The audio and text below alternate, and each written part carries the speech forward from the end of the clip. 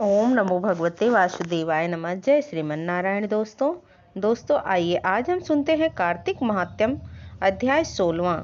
बोलिए प्रेम से विष्णु भगवान की जय हो। कार्तिक मास महात्म्य के 15वें अध्याय में हमने दीपदान के महत्व की, राजा जयध्वज और एक चूहिया की बहुत सुंदर और पावन कथा को सुना। दीपदान और मंदिर में झाड़ू देने का महत्व जाना। अब आज कार्तिक मास महात्म्य की इस अध्याय में 16वें अध्याय में दीपावली की एक पौराणिक कथा बताते। कार्तिक मास के ठाकुर जी की जय हो। कार्तिक मास महात्म्य की पावन कथा सुनाते हुए नारद जी कहने लगे, राजा पृथु जो कार्तिक कृष्ण अमावस्या को दीपावली की पूजा करता है वह कभी दरिद्री नहीं होता है। इस संबंध में एक प्राचीन इतिहास सुनो। थूरसेन देश में सत्यवर्मा नाम का एक अत्यंत दरिद्र ब्राह्मण रहता था। उसके मन में सदैव यही लालसा बनी रहती थी कि अगर मेरे पास धन हो तो मैं उसे दान आदि धार्मिक कार्यों में व्यय करूं। इसके लिए वह सदैव विष्णु जी का पूजन किया करता था। वो जो कुछ कमाता सब व्यय हो जाता। तब इस दरिद्रता निवारण का उपाय पूछने पर एक विद्वान ने उसे बताया कि तुम धन प्राप्ति के लिए शिव जी की आराधना करो। तब से वह शिव जी का उपासक बन गया। एक वर्ष बीतने पर एक दिन शिव जी ब्राह्मण रूप में धारण करके उसके पास आए और बोले, हे विप्र, धन की प्राप्ति हेतु तुम राजा के पास जाकर उससे वरदान मांगो कि कार्तिकवदी अमावस्या को हमारे सिवाय और कोई अपने घर में दीपक न जलाए। ब्राह्मण ने ऐसा ही किया और राजा ने उसकी बात भी खुशी से स्वीकार कर ली। कार्तिक कृष्ण अमावस्या से एक दिन पहले अर्थात चतुर्दशी को सत्य शर्मा ने राजा के पास जाकर उसका स्मरण कराया तो उसी समय राजा ने सारे शहर में ढिंढोरा पिटवा दिया कि अमावस्या को कोई भी अपने घर में दीपक न जलाए।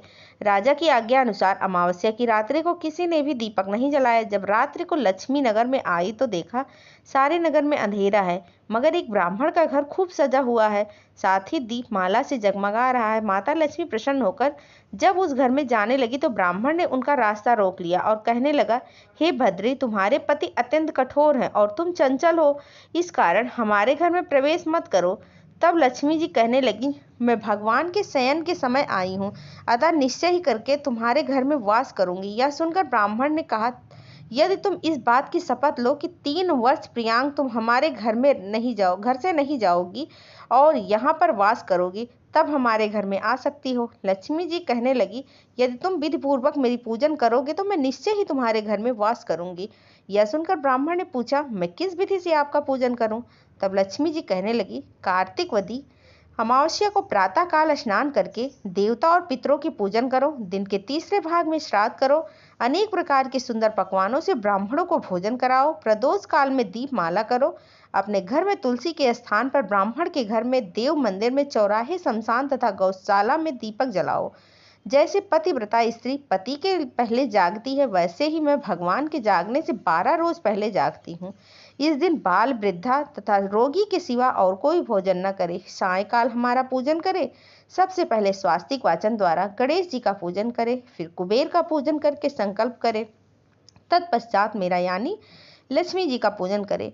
लक्ष्मी जी का कमल के आसन में स्थित कमल पुष्पों की माला धारण किए, कमल जैसे नेत्र वाली, गंभीर नाभि वाली, स्तन के भार से नर्म सुंदर वस्त्र वाली, देवताओं के हथियों द्वारा मणियुक्त घड़ों में स्नान करने वाली, कमल पुष्प हाथ में लिए हुए ऐसी लक्ष्मी मेरे घर में निवास करे, इस तरह से प्रार्थना करे। सर्वप्रथम लक्ष्मी जी को आसन दे, फिर पद, अर्थ, आचमन, स्नान, वस्त्र, धूप, दीप, नैवेद्य, जल, तांबुल, सुपारी, इन सब वस्तुओं को अर्पण करके नमस्कार करे, दीप जलाए और समस्त रात्रि भगवान का कीर्तन करे। इस प्रकार कुबेर तथा लक्ष्मी जी का पूजन करके ब्राह्मणों को भोजन कराए, फिर बंधु बांधवों सहित आप भी भोजन करे।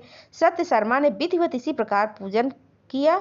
उसके पास बहुत सा धन धान्य हो गया। इसके बाद उसने अनेक यज्ञ भी किए। फिर सत्य व शर्मा विरक्त होकर मथुरा जी चले गए और वहीं पर समाधिष्ठ होकर विष्णु लोक को प्राप्त हुए। कार्तिक मास महात्म्य अध्याय 16वां समाप्त हुआ। प्रेम से बोलिए विष्णु भगवान की जय हो, माता लक्ष्मी की जय हो।